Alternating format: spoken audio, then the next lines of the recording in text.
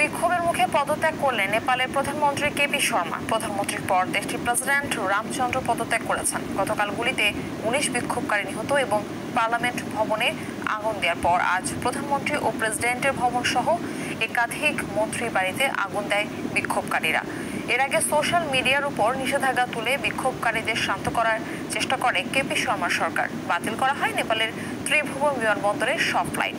এদিকে জরুরি বার্তায় নেপালে অবস্থানরত বাংলাদেশিদের ঘর বা হোটেলে অবস্থানের অনুরোধ করেছে কাঠমান্ডু বাংলাদেশ দূতাবাস। ইমতিয়াজ আহমেদের রিপোর্ট। সোমবারের সহিংস বিক্ষোভের পর মঙ্গলবার ভোর থেকেই উত্তাল ছিল নেপাল। প্রথম দিনের বিক্ষোভ দমাতে বিক্ষোভকারীদের উপর গুলি করলে নিহত হয় ১৯ জন, আহত হয় কয়েকশো। হতাহতের এই ঘটনায় ফুঁসে ওঠে জনতা। রাজধানী কাঠমান্ডুর পার্লামেন্ট ভবনের সামনে জড়ো হয় তরুণরা।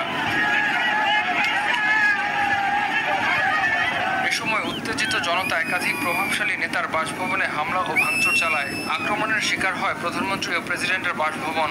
দেশটির তথ্য ও সম্প্রচার মন্ত্রীর বাসভবনে আগুন ধরিয়ে দেয় বিক্ষুব্ধরা।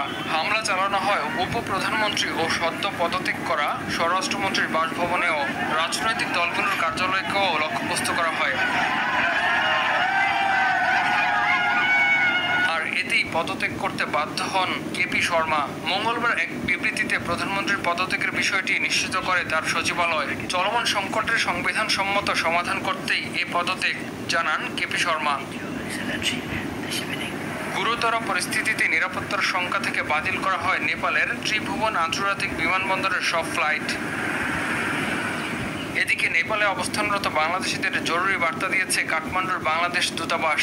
জরুরি নিরাপত্তা পরিস্থিতির কারণে বাংলাদেশি সকল নাগরিককে ঘরে অবস্থান করার অনুরোধ করা হয়।